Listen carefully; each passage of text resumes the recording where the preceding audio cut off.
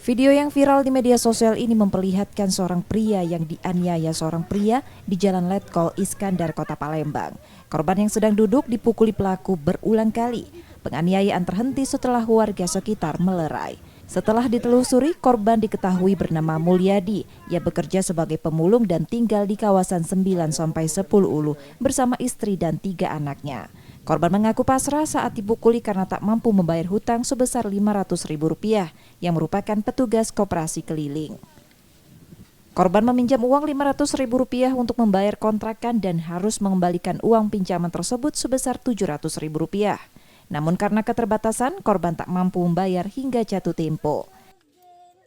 Nah, Berapa kali dipukul kemarin, Pak? kalau di sini pipi kiri kanan ini kuhitung 4 kali. Kalau dada sini ditandangnya tuh 4 kali.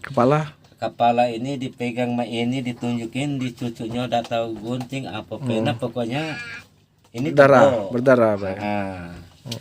Nah, setelah dari situ jaku ya namanya memang salah aku kan. Jadi saya tidak ngelawan, mati pun saya pasrah karena udah salah. Korban sudah melaporkan kejadian tersebut ke polisi. Yudi Kiswanto, Kompas TV, Palembang, Sumatera Selatan.